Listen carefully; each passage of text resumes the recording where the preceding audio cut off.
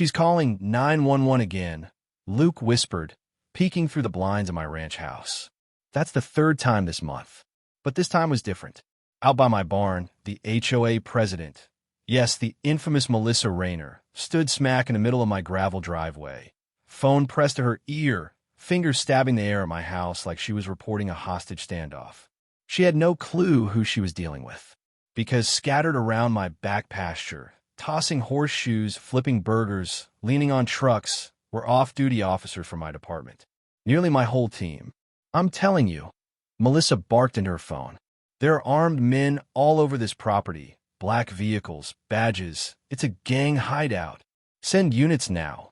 She didn't recognize the man sweeping hay off his boots was Sergeant Mike Rhodes, or that the woman chatting by the corral was Deputy Nora Diaz, or that the tall guy refilling the ice chest was Lieutenant Jason Riley. And she really didn't know the man she was reporting was me, Captain Cole Harris, County Sheriff's Office. I stepped out onto the porch in dusty boots, arms folded. "Melissa," I called. "Maybe step away from the house, ma'am." She turned, startled, then squared her shoulders, smug. "Mr. Harris, you're harboring a militia out here. I've warned the HOA board for months about this suspicious ranch. Now I have proof." Somewhere down the road, the faint wail of sirens rose. Red and blue lights flickered through the trees. Melissa smirked. "There, law and order," she crowed. She had no idea what she'd just triggered.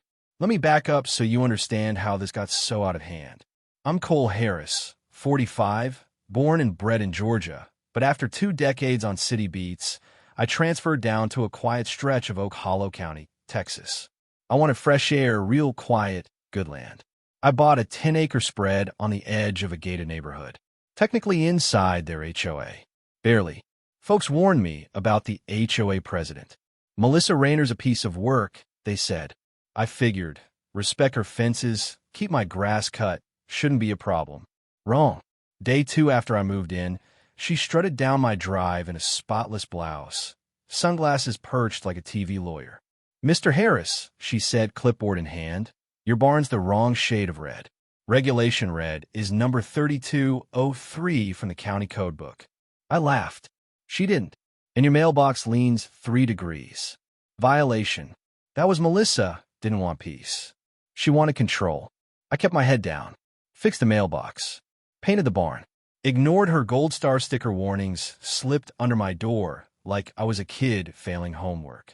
She complained about my gravel drive, my chickens, my roosters crowing. But I'm not one to escalate nonsense. Then last month, I hosted a charity barbecue for families of fallen officers, the kind of thing I do every year. Food, music, quiet speeches, donations for widows and kids. Melissa called the HOA hotline mid-party, claiming I was running an unlicensed event. Then she called 911, said there was a paramilitary gathering. The responding dispatcher practically laughed in her ear. Now, 3 weeks later, she was out again. And this time, she dialed 911 serious enough to roll a full patrol. The final day of our department's annual field day bonding retreat. We hold it off-site for team morale, skills refreshers. This year, I offer my ranch. My guys loved it. Horseshoes, campfire meals, the K-9 ran search drills for the rookies. No sirens, no unauthorized weapons, just good cops enjoying a good place.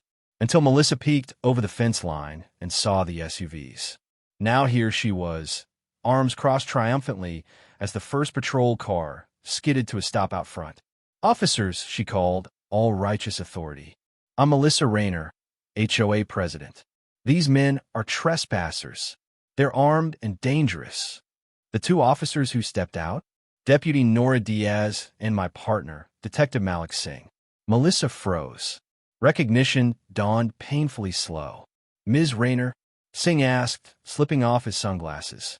"Do you know who owns this ranch?" She swallowed hard. "And no." Singh pointed at me. "That's Captain Cole Harris, our commanding officer." Her jaw dropped open. Just then, another unmarked unit rolled up. My boss, Sheriff Don Whitaker, stepped out himself. Melissa turned so pale I thought she might faint. She didn't. She just hit her knees in my driveway like a courtroom drama. Sheriff Whitaker walked up, arms crossed, a grin twitching at his lips. "Captain Harris, you didn't tell me you were throwing a block party." I chuckled. "Didn't think I needed permission, sir." Behind us, my deputies shook their heads at Melissa, who was now babbling at the sheriff about militias and unauthorized vehicles.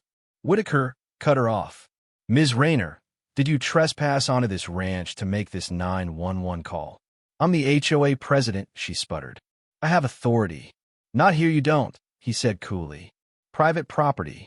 Texas law trumps HOA rules, ma'am." She looked around at the off-duty K-9 handlers, at the uniformed traffic guys, at my detectives. Then she shut her mouth for the first time since I'd met her. We didn't press charges, not enough to stick. But Whitaker made it clear. One more fake call, and she'd spend a night in county lockup. She left in her spotless Prius, eyes locked on her steering wheel. Afterward, as dusk settled and the team laughed about it over the fire pit, I sat quiet, feeling something I didn't expect. A twinge of pity. 2 days later, my neighbor Hank Rivers, a grizzled Vietnam vet, knocked on my door. He handed me a basket of muffins his wife made. "Heard about Melissa," he grunted, settling into a porch chair. "She's a mess, you know. Lost her husband 10 years back. Man, kept her steady. Been a coiled spring ever since." I just nodded. Didn't excuse what she did, but maybe explained it. A week passed. The HOA board called an emergency meeting, agenda, whether to formally exempt my ranch from HOA oversight. The vote passed quick. Melissa didn't show. Rumor was she'd been forced out. Then one morning, I found an envelope wedged in my mailbox. No gold star sticker this time. Just neat cursive. "Captain Harris, I thought I was protecting the neighborhood. Maybe I was protecting myself from feeling useless. Thank you for not arresting me. I'll keep my distance. Melissa." I folded it up and stared across my pasture. Maybe it was over. Maybe not. But peace didn't last. The next weekend, I spotted fresh tire tracks leading behind my barn. Not mine. Not my deputies. I followed them to the back fence. And there, tucked beneath the oak trees, was a battered white RV. Melissa's Prius was nowhere in sight. She was inside. I knocked. She stepped out, blouse wrinkled, clipboard gone. Eyes hollow. "Melissa," I said gently, "you're parked dead center of my land." "I know," she murmured. "They voted me out. Said I embarrassed them, that I was a liability. So, I didn't know where else to go. I just stared. The Iron Lady of the HOA, exiled. Homeless in a 25-foot RV. Stay a few nights?" I sighed. "But you ask next time." She nodded, wiped her eyes. "Deal." She kept to herself. Helped feed the chickens. Brushed my mare, Molly. She even laughed once, a real soft laugh. One night by the fire pit, she confessed, "When my husband died in the garage, I found him. EMT said 2 more minutes might have saved him." So I started controlling everything I could. Fences, lawns, neighbors. I listened quiet, then said, "Well, fences are fine, but people can't be pinned down like chickens." She cracked a smile. First time I'd seen it without a smirk behind it. A week later, she announced she'd found a volunteer post, an admin gig at a women's shelter in Arizona. Something honest, something useful. "You're doing good work," I told her. "No more clipboards, just kindness." She squeezed my hand. "Thank you, Cole, for seeing more in me than the HOA tyrant." But as she packed up her RV that morning, my radio crackled. Nora's voice. "Cap, better sit for this. That gang that hit your stable last week? Not local punks. They were hunting something. Or someone." My stomach dropped. I floored my truck down County Road 12. Found her at a gas stop by the county line, sipping cold coffee. "Melissa, why didn't you tell me someone was after you?" She froze. Thermos slipped from her hand. "I didn't mean to drag this to your ranch," she whispered. "Explain." She sank on her RV step, voice cracking. "A few years back, I signed off a fencing contract for the HOA. Cheaper than market rate. The guy, Felix Mendoza, seemed legit. Later found out he was laundering money through fake invoices. I threatened to expose him. He threatened to ruin me. So I buried it. But he never left. Last week, I saw him at the farmer's market. He grinned. I knew I was done for." She handed me a flash drive. Every record I kept. I was too scared to destroy it. Now he wants it back. We drove back under deputy escort. Move Melissa to my guest cabin. 2 armed deputies posted up day and night. But it wasn't enough. At 1:42 a.m., my surveillance drone flagged movement.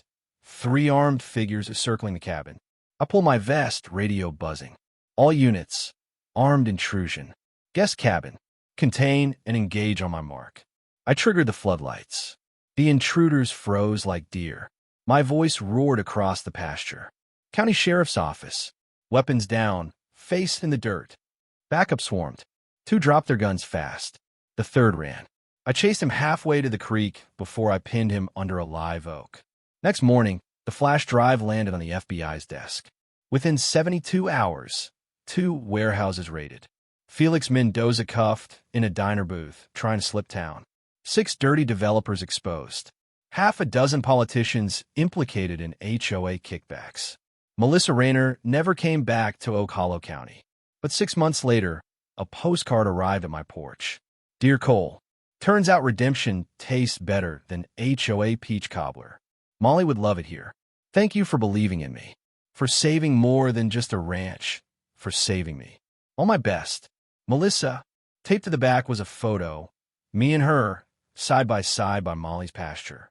This time, no one was watching but the Texas sun.